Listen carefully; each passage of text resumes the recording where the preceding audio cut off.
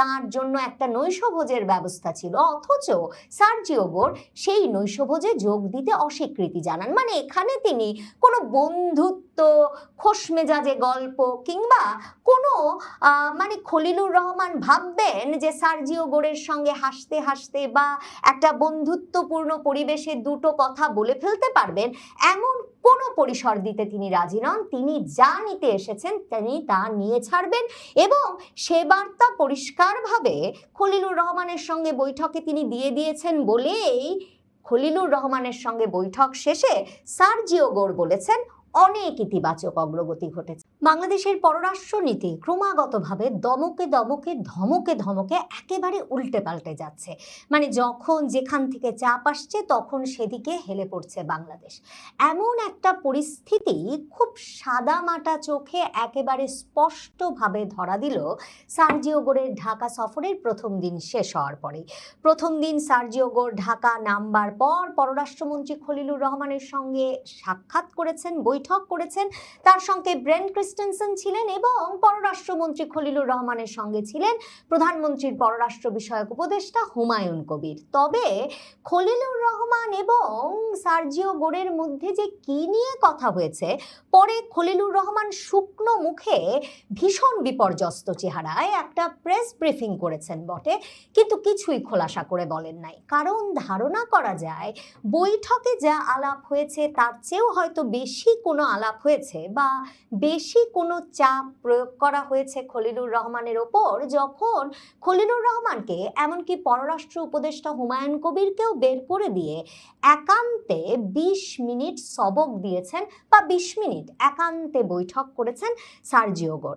Sergio গোর ট্রাম্পের বিশেষ দূত, প্রেসিডেন্ট ট্রাম্পের দক্ষিণ ও মধ্য এশিয়া বিষয়ক বিশেষ দূত সার্জিও গোর ঢাকা এসেছেন কেন, সে বিষয়ে কিন্তু গতকালকেও তিনি ঢাকা নামার পরপরই বাংলাদেশে নিযুক্ত মার্কিন রাষ্ট্রদূত স্পষ্ট করে বলেছিলেন। তিনি বলেছেন যে দক্ষিণ ও মধ্য এশিয়া বিষয়ক যুক্তরাষ্ট্রের বিশেষ দূত সার্জিও গোর বাংলাদেশে এসেছেন বাংলাদেশ এবং যুক্তরাষ্ট্রের মধ্যকার কৌশলগত অংশীদারিত্ব, আঞ্চলিক নিরাপত্তা ও অর্থনৈতিক সহযোগিতাকে আরও শক্তিশালী করতে। কাজেই ব্রেন ক্রিস্টেনসেন যে বললেন কৌশলগত অংশীদারিত্ব, আঞ্চলিক নিরাপত্তা, অর্থনৈতিক সহযোগিতাকে শক্তিশালী করতে এসেছেন সার্জিও গোর, সেটা যে চীন না আমেরিকা, কোন দিকে ঝুঁকবে বাংলাদেশ এটা জানতে সেটা সকলের কাছেই স্পষ্ট ছিল। অথচ খলিলুর রহমান যখন শুকনো মুখে বিপর্যস্ত চেহারায় ওই সার্জিও গোরের সঙ্গে প্রকাশ্য বৈঠক, মানে হুমায়ুন কবিরকে নিয়ে বৈঠক, এবং তারপর 20 মিনিটের একান্ত বৈঠকের পরে সাংবাদিকদের সামনে বেরিয়ে এলেন এবং প্রেস ব্রিফিং করলেন, তখন যে প্রসঙ্গেই তাকে জিজ্ঞেস করা হয়েছে তিনি সে প্রসঙ্গেই বলেছেন এ বিষয়ে কোনো আলাপ হয়নি। চীন বাংলাদেশ মিয়ানমার করিডোর নিয়ে কোনো আলাপ হয়েছে, তিনি বলেছেন না, এ বিষয়ে কোনো আলাপ হয়নি। তাকে জিজ্ঞেস করা হলো যে এ বিষয়ে কোনো আলাপ হয়েছে যে রাখাইন করিডোর যে একটা দীর্ঘ সময় ধরে মার্কিন যুক্তরাষ্ট্রের দাবি, সে বিষয়ে কোনো আলাপ হয়েছে। খলিলুর রহমান বলে বসলেন এগুলো অপপ্রচার, আপনারা এসব অপপ্রচার মিথ্যা ছড়িয়েছেন। অথচ এই খলিলুর রহমান যখন ইউনুসের জাতীয় নিরাপত্তা উপদেষ্টা হলেন তখন জানা গেল যে জাতীয় নিরাপত্তা উপদেষ্টা হিসেবে তার প্রধান অ্যাসাইনমেন্ট শুধুমাত্র জাতিসংঘের দাবি, মানে মার্কিন যুক্তরাষ্ট্রের দাবি অনুযায়ী একটা রাখাইন করিডোর করে দেওয়া, তাই নয়, তিনি সংবাদ মাধ্যমের সামনে এসে রীতিমতো বললেন একে রাখাইন করিডোর বলা ঠিক হচ্ছে না, এটি একটি মানবিক করিডোর মাত্র। তখন পররাষ্ট্র উপদেষ্টা তৌহিদ হোসেন সংবাদ মাধ্যমের সামনে ফাঁস করে দিলেন যে সরকার এমন একটা করিডোর স্থাপনের কাজ এগিয়ে নিচ্ছে। ওয়াকারুজ্জামান সেনাপ্রধান বলে বসলেন নো ব্লাডি করিডোর, এসবের মুখে তখন এই খলিলুর রহমান আর ওই ডক্টর ইউনুস করিডোর দিতে পারলেন না। আর এখন যখন সাংবাদিকেরা জিজ্ঞেস করলেন করিডোর বিষয়ে আলাপ হয়েছে কিনা, তিনি বলে বসলেন না, এ বিষয়েও কোনো আলাপ হয়নি। তাকে জিজ্ঞেস করা হলো ইন্দো প্রশান্ত মহাসাগরীয় অঞ্চলের নিরাপত্তা নিয়ে কোনো আলাপ হয়েছে, সার্জিও গোর এসেছেন আঞ্চলিক নিরাপত্তা নিয়ে আলাপ করতে, স্পষ্ট করে বলেছেন ব্রেন ক্রিস্টেনসেন। অথচ খলিলুর রহমান বললেন না, কোনো আলাপ হয়নি। খলিলুর রহমান বেশ রেগে গেলেন যখন চীন বাংলাদেশ মিয়ানমার করিডোরের প্রসঙ্গ উঠলো যে এ নিয়ে আলাপ হয়েছে কিনা। মানে আন্তর্জাতিক সংবাদ মাধ্যম সয়লাভ যে এ আলাপ হতেই হবে, কারণ মার্কিন যুক্তরাষ্ট্র এই বিষয়টিকে কোনোভাবেই ভালোভাবে দেখবে না। আর ওইদিকে চীনা রাষ্ট্রদূত তারেক রহমানের চীন সফর শেষ হওয়ার পরেই সংবাদ মাধ্যমের সামনে ঘোষণা দিয়ে বললেন যে এরই মধ্যে নাকি কাজ শুরু হয়ে গেছে চীন মিয়ানমার বাংলাদেশ করিডোরের। অথচ খলিলুর রহমান বলছেন কোনো আলাপ হয়নি। সাংবাদিকেরা জিজ্ঞেস করলেন আন্তর্জাতিক অপরাধ ট্রাইব্যুনাল নিয়ে আলাপ হয়েছে? রেগে উঠলেন খলিলুর রহমান, না আলাপ হয়নি। আওয়ামী লীগ নিয়ে আলাপ হয়েছে? না আলাপ হয়নি। আলাপ কি হয়েছে আওয়ামী লীগের ওপর নিষেধাজ্ঞা নিয়ে? না আলাপ হয়নি। তাহলে যে কি প্রসঙ্গে আলাপ হয়েছে খলিলুর রহমানের সঙ্গে সার্জিও গোরের, সেটা বলা সত্যি মুশকিল। তবে সার্জিও গোরের যে স্ট্যাটাস এই বৈঠকটি সম্পর্কে, সেটা আবার খুব তাৎপর্যপূর্ণ। সার্জিও গোর কিন্তু স্ট্যাটাস দিয়ে বলেছেন যে এই বৈঠকের মাধ্যমে অনেক ইতিবাচক অগ্রগতি ঘটেছে। এই বৈঠকের মাধ্যমে যে অনেক ইতিবাচক অগ্রগতি ঘটেছে তা নিশ্চিত। তবে সার্জিও গোর যে তার ওই রাগান্বিত, ক্রোধান্বিত কিংবা ধমকের মোড থেকে বেরিয়ে, মানে তিনি তো আসলে ট্রাম্পের তরফে ধমকাতে এসেছেন বাংলাদেশ সরকারকে, সেই জায়গা থেকে যে তিনি সরতে চাইছেন না সেটাও তিনি স্পষ্ট করেছেন। এতই যদি ইতিবাচক অগ্রগতি হবে, বৈঠক যদি দুপক্ষের জন্যই এত মোলায়েম আর মসৃণ হবে, তাহলে সার্জিও গোরের জন্য খলিলুর রহমান কাল রাতে একটা নৈশভোজের ব্যবস্থা করেছিলেন। একজন রাষ্ট্রীয় অতিথি এসেছেন ফরেন সার্ভিস একাডেমিতে, তার জন্য একটা নৈশভোজের ব্যবস্থা ছিল। অথচ সার্জিও গোর সেই নৈশভোজে যোগ দিতে অস্বীকৃতি জানান। মানে এখানে তিনি কোনো বন্ধুত্ব, খোশমেজাজে গল্প কিংবা কোনো মানে খলিলুর রহমান ভাববেন যে সার্জিও গোরের সঙ্গে হাসতে হাসতে বা একটা বন্ধুত্বপূর্ণ পরিবেশে দুটো কথা বলে ফেলতে পারবেন, এমন কোনো পরিসর দিতে তিনি রাজি নন। তিনি যা নিতে এসেছেন তিনি তা নিয়ে ছাড়বেন। এবং সে বার্তা পরিষ্কারভাবে খলিলুর রহমানের সঙ্গে বৈঠকে তিনি দিয়ে দিয়েছেন বলেই খলিলুর রহমানের সঙ্গে বৈঠক শেষে সার্জিও গোর বলেছেন অনেক ইতিবাচক অগ্রগতি ঘটেছে। অথচ খলিলুর রহমান বাংলাদেশের সংবাদ মাধ্যমের সামনে উপস্থিত হয়ে একটা ইস্যুও বলতে পারেন নাই যেই বিষয়ে তাদের ওই ঘরের ভেতরে আলাপ হয়েছে। সার্জিও গোর যে একরকমের কড়া বার্তা দিতে এসেছেন, ট্রাম্প প্রশাসনের কঠিন বার্তা পৌঁছে দিতে এসেছেন, একরকমের ধমকে সমঝে দিতে এসেছেন বাংলাদেশকে, সেটা তখন থেকেও আলাপ হচ্ছিল, যখন আগেই বলে রাখা হয়েছিল যে সার্জিও গোরের সফর শেষে সার্জিও গোর বা মার্কিন দূতাবাসের তরফে কোনো আনুষ্ঠানিক ব্রিফিং করা হবে না।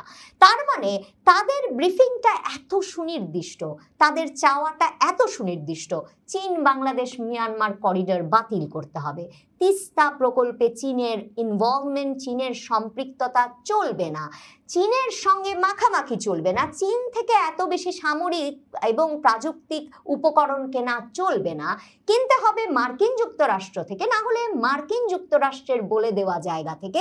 এসব তো অনেক আগে ব্রেন ক্রিস্টেনসেন নির্বাচনের আগেই স্পষ্ট করেছেন। এমনকি বিএনপি জামায়াতের প্রধানের সঙ্গে, জামাতের আমির বিএনপি প্রধান তারেক রহমানের সঙ্গে সেই মার্কিন যুক্তরাষ্ট্র থেকে অনলাইনে বাংলাদেশের নির্বাচনের আগে যুক্ত হয়েই তাদের বাণিজ্য বিষয়ক বিশেষ দূত এসব বিষয় পরিষ্কার করে নিয়েছিলেন যে বাংলাদেশে ক্ষমতায় থাকতে হলে মার্কিন যুক্তরাষ্ট্রের কথা অনুযায়ী কেনাকাটার যে চুক্তি ইউনূস সরকার করেছেন, এবং খলিলুর রহমান বলেছেন বিএনপি জামাত সকলেই সেটা জানতো, সেই চুক্তি অক্ষরে অক্ষরে মেনে চলতে হবে। এমনকি প্রেসিডেন্ট ট্রাম্প প্রধানমন্ত্রী হওয়ার পর তারেক রহমানকে অভিনন্দন জানিয়ে যে চিঠিটা লিখেছিলেন সেটাও খুব ধমকের সুরে ছিল, এবং সেই ধমকের সুরে লেখা চিঠিতে স্পষ্টভাবে প্রেসিডেন্ট ট্রাম্প বলে দিয়েছিলেন যে মার্কিন যুক্তরাষ্ট্রের নিরাপত্তা রক্ষায়, সুরক্ষায় বাংলাদেশ কাজ করবে বলে, তিনি সক্রিয়ভাবে কাজ করবে বলে তিনি মনে করেন। কারণ তিনি মনে করেন, মার্কিন যুক্তরাষ্ট্র মনে করে বাংলাদেশ এবং মার্কিন যুক্তরাষ্ট্রের নিরাপত্তার বিষয়টা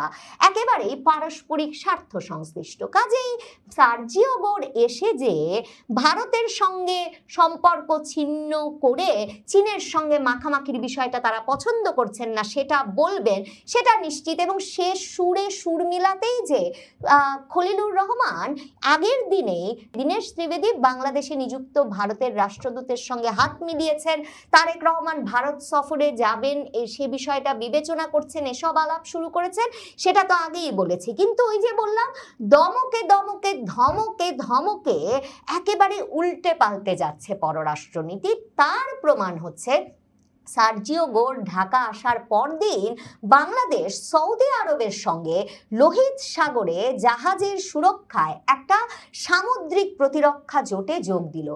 এই জোটে যোগ দেওয়ার মাধ্যমে বাংলাদেশ সরাসরি ইরান বিরোধী জোটে এবং মার্কিন যুক্তরাষ্ট্রের পক্ষের একটা প্রতিরক্ষা জোটে অবস্থান নিল।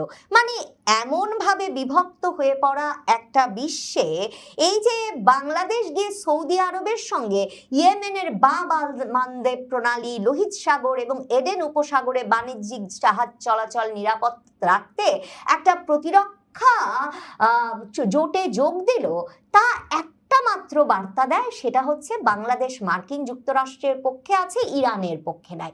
এই ইরানের পক্ষে যাওয়া ঠিক হবে কিনা সেই নিয়ে দ্বিধায় ফেব্রুয়ারিতে এমনকি ইরানের শীর্ষ নেতা খামেনিকে মার্কিন যুক্তরাষ্ট্র হত্যা করার পরেও বাংলাদেশ নিন্দা জানায় নাই। তখন হরমুজ প্রণালী দিয়ে বাংলাদেশ, ভারত, চীন, রাশিয়া সহ 6টি দেশের জাহাজ ছেড়ে দেবে এ ঘোষণা ইরানের পররাষ্ট্রমন্ত্রী দিয়েছিলেন। কিন্তু খামেনির বিষয়ে শোক না জানানোর পর বাংলাদেশে নিযুক্ত ইরানের রাষ্ট্রদূত বলেছিলেন যে তারা সারা জীবন মনে রাখবেন যে কোন কোন দেশ তাদের সংকটকালে তাদের পাশে দাঁড়ায় নাই। এবং এরপর বাংলাদেশের জাহাজ বাংলার জয়যাত্রা ফেব্রুয়ারিতে আটকা পড়েছিল আর ছাড়া পায় এই মাত্র সেদিন জুলাই মাসে। এই পরিস্থিতিতে বাংলাদেশ এরপর চেষ্টা করেছে, খামেনির বিষয়ে শোক জানিয়েছে। খামেনির শেষকৃত্য অনুষ্ঠানে বাংলাদেশ থেকে স্পিকার ঘুরে এসেছেন, কিন্তু এই সময়ে এসে মার্কিন যুক্তরাষ্ট্র যে তা নিয়েও তাদেরকে ধমকে গেছে, সমঝে গেছে এবং সে কারণেই হাত তুলে বাংলাদেশকে ইরান বিরোধী সৌদি জোটে গিয়ে যোগ দিতে হয়েছে, সেটা এখন একেবারে পরিষ্কার। মানে মার্কিন যুক্তরাষ্ট্রের সার্জিও গোর এসে পরিষ্কার করে বলেছেন একটু এদিক ওদিক হেলবার কোনো সুযোগ নাই, চীনের দিকেও হেলবার সুযোগ নাই, ইরানের দিকেও হেলবার সুযোগ নাই, একেবারে সরাসরি মার্কিন যুক্তরাষ্ট্রমুখী হয়েই শুধুমাত্র বাংলাদেশকে থাকতে হবে।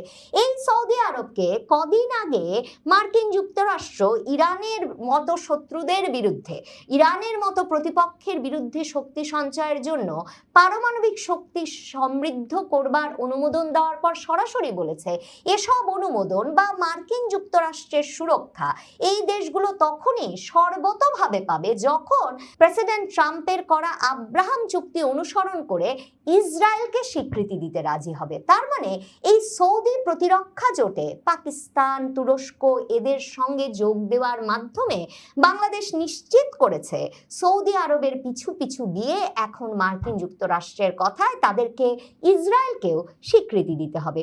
আবার এই সময়ে চীনা রাষ্ট্রদূত ইয়া ওয়েন গিয়ে দেখা করে এসেছেন পররাষ্ট্রমন্ত্রী খলিলুর রহমানের সঙ্গে এবং তিনিও বলেছেন তারা উদ্বিগ্ন নন মার্কিন যুক্তরাষ্ট্রের বিশেষ দূত এসেছে দেখে, কিন্তু বাংলাদেশের সঙ্গে তাদের কৌশলগত অংশীদারিত্ব যাতে ঠিক থাকে সে বিষয়টা নিয়ে আলাপ করতে তিনি এসেছিলেন খলিলুর রহমানের সঙ্গে।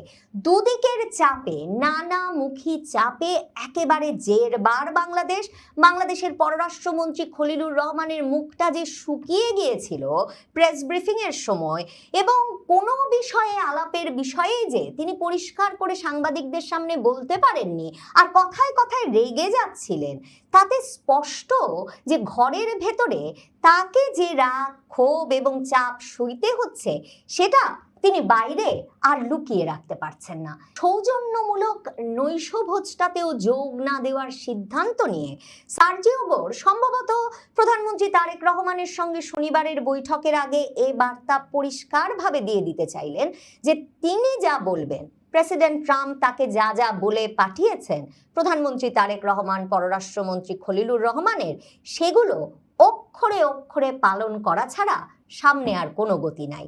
সেটা সৌদি জোটে যোগ দেওয়াই হোক কিংবা চীনের সঙ্গে সকল চুক্তি